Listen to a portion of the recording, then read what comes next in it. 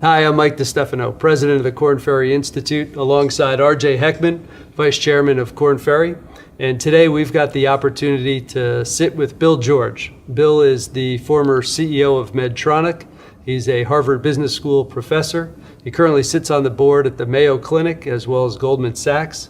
He's previously sat on such boards as Novartis, Target, and ExxonMobil.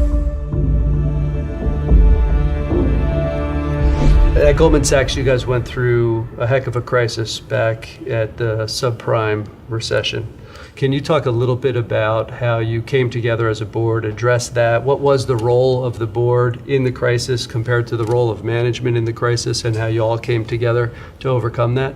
It's very rare that a board can see a crisis coming. I will say in the case of Goldman, when things were sailing in 2005, 6, and 7, we had some very serious discussions about risk management and getting into this and what could go wrong, and we built up a huge reserve, like $125 billion of excess capital in just in case there's a rainy day.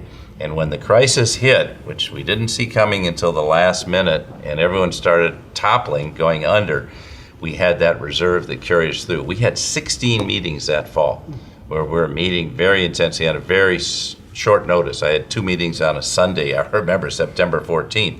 And it was touch and go. And we actually took some steps, very long-term steps. Had we not built the board chemistry, had we not discussed these things in advance, we wouldn't have been prepared for the major change we need to make. And we would just kind of hung on for dear life. You can't do that in a crisis. You have to get ahead of the crisis and say, okay, we need to become a bank holding company that gives us access to the Fed window.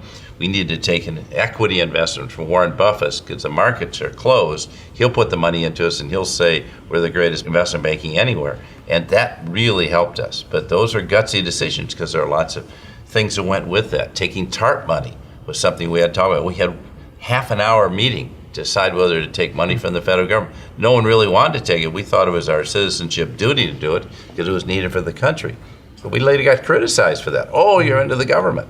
We didn't need the money, but we did it because we thought it was part of our obligation. Had we not prepared, we wouldn't have been ready for it.